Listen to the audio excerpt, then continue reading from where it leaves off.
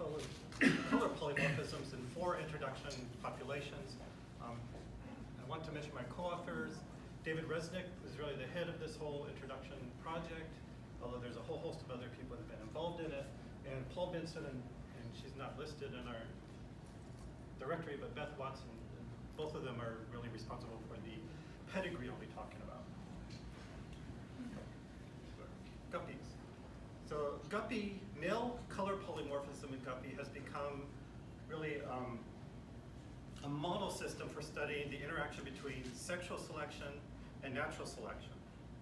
This is because female guppies select for greater color in the male guppies. They really like to mate with the colorful males. But predators, like this pike cichlid over here, they tend to prey on the more colorful males. So there's the predators, the natural selection, is opposing the increase in color variation, or at least in brightness in the male color. As a result of this, we see a lot of spatial variation in color in guppies. So in guppies, they're best studied in the island of Trinidad, up in mountain streams. And being mountain streams, there are a lot of waterfalls. Some are fairly small waterfalls, some are much bigger. Predators, like that pike cichlid, are not very good at getting over the waterfalls. So you find them down here in these lower reaches below waterfalls. Those are high predation environments. Guppies, we're not sure how they do it, but they do manage to get over most waterfalls. And so if you get up above the waterfalls, you'll find an environment where there's almost no predators, and the sexual selection on guppies can run without the interference of predation. And as a result, down here in these high predation environments, you get relatively dull, colored male guppies, but in these low predation environments, sexual selection drives them to be very colorful.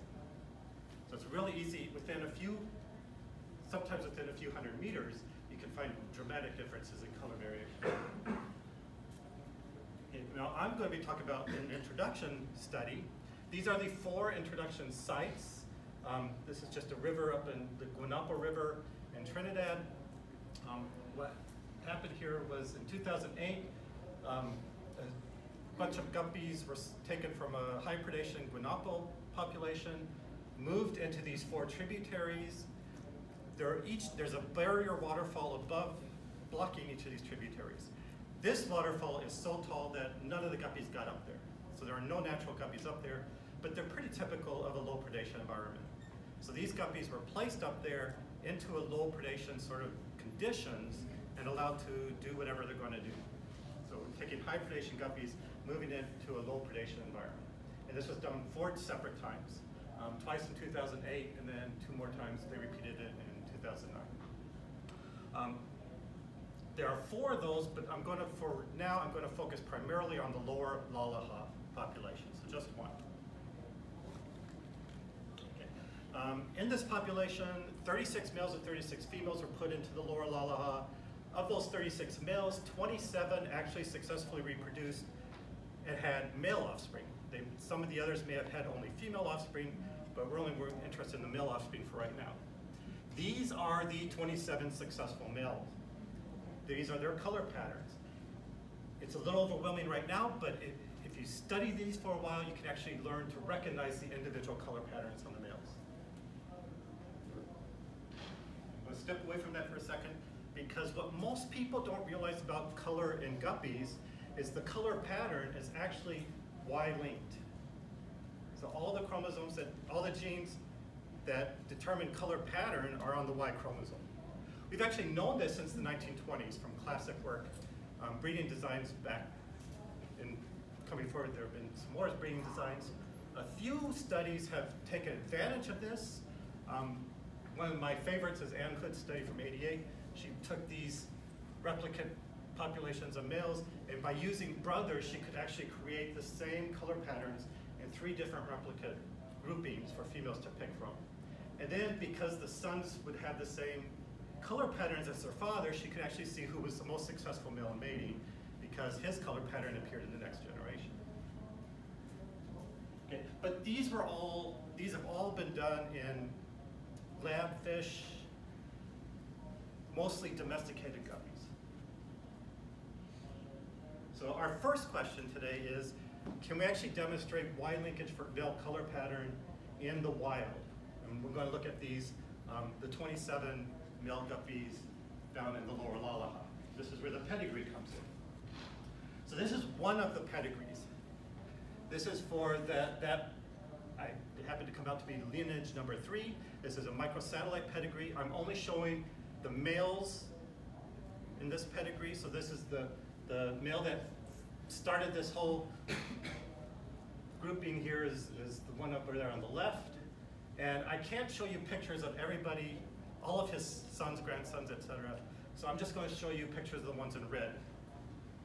So that's that starting male and his sons, grandsons, great-grandsons, and great-great-grandsons. And hopefully you'll notice, especially if you look down at the bottom, they have exactly the same color pattern as great-great-great-grandpa. It really hasn't changed at all in 5 generations, with a few minor fluctuations from individual to individual. Okay, I'm going to show you another one now. This happens to be lineage 14. Notice that it doesn't have the orange and black tail. It has what I call leopard spot pattern on its tail. That's the easiest way for me to tell them apart. Again, I'm only going to show you the ones in red because I can't fit them all on one slide. Here they are, and you look at the bottom again, basically exactly the same as the male that was actually pulled out of the guanapo and dumped into that upstream lower Lalaha environment. 5 generations, no change in the overall color pattern. Okay, I could go on for all 27 of these. That would get really boring, so what I'm going to do is a summary. What I'm going to do is look at father to son and whether fathers and son pairs in this population share the color pattern. Okay. They could share a color pattern if you just match them up by random. There's a 1 in 27 chance that they will share a color pattern if you match them up by random, if everything were randomly, evenly distributed. They aren't all in the same frequency, so I actually did a randomization over there. So on the y-axis, this will be the percent of the pairs of fathers and sons that share a color pattern. And if it were mixed up, it would be 0.04. So not actually significantly different from the 0.037 we expect from 1 out of 27. So actually, it didn't matter that they weren't completely exactly the same frequency. This is what we get for father and son comparisons. 97.6% of father-son pairs have the same pattern. Exactly why 2.5% don't, it probably, there could be mistakes in microsatellites. Probably they're labeling errors, I think. But pretty convincingly, that's different from the random, I hope. Okay, we can take this a little further. We can actually do a half-sib analysis. These are the results of half-sib pairs. Here in red over here, I have paternal half-sibs. So these are brothers that share a father, but that have different mothers. They're only slightly less than the father-son pairs. Almost always have exactly the same pattern. Over there in the pinkish color is the maternal half-sibs. These have the same mother but different fathers, so they do not share Y chromosome, but they share all the other chromosomes.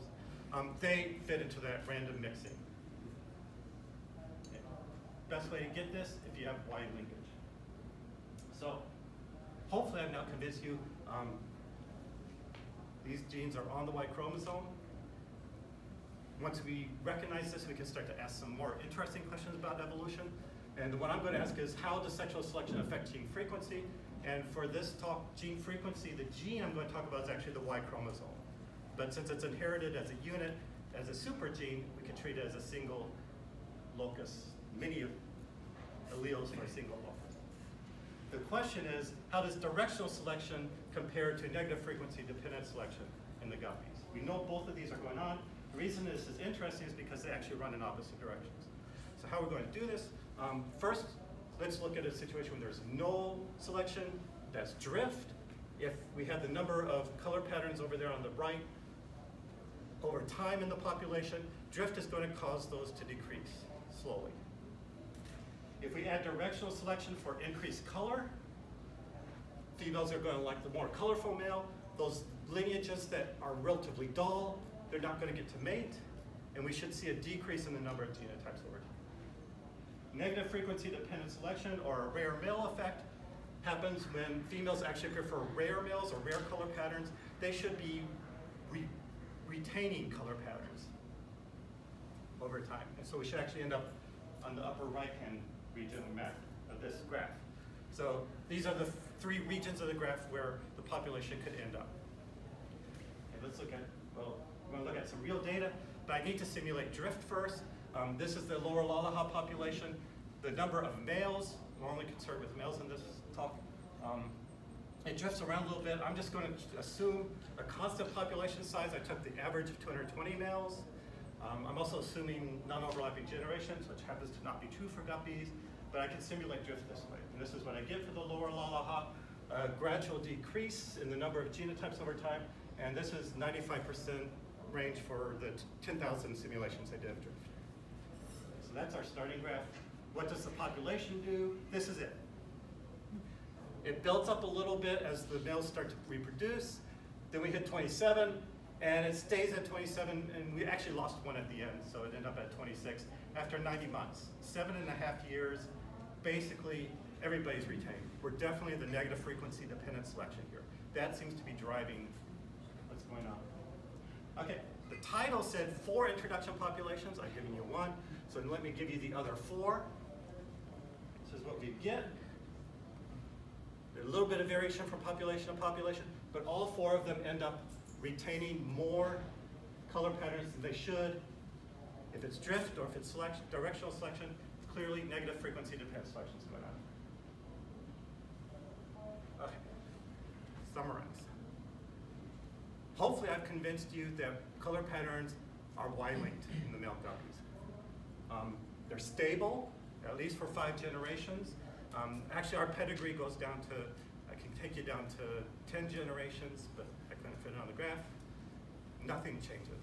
You see the same pattern 10 generations as you did in the great-grandfather that started. That's the conclusion. Different color patterns, or the patrolines, are maintained for long periods of time, 7 to 8 years in these populations. That. I think the only really good explanation for that is negative frequency dependent selection. Females prefer rare male color patterns. As soon as it becomes too common, they go for the one that's disappearing from the population and bring it back. That leaves me with a few minutes to ask one last question. What about the increase in male color? The directional selection for increased color. We know this happens. This happens over and over in guppies. We actually know this happens in these 4 populations. There's been at least 2 studies showing an increase in male coloration over time. I think what's going on is selection to increase male color is happening within patrolines, not selecting among patrolines. That probably means that selection is affecting modifier genes on the autosomes rather than the color pattern genes on the Y chromosome. But that needs to be looked at. So I'm almost out of time. Got a few minutes for any quick questions.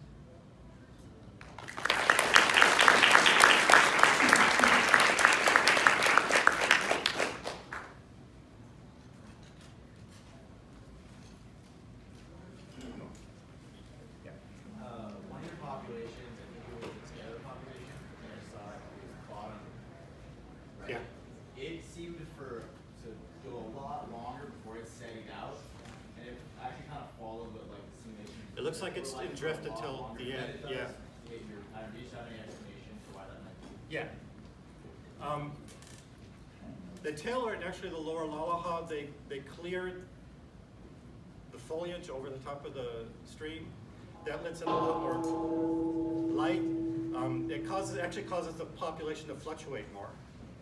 And so that actually makes it harder for them to retain.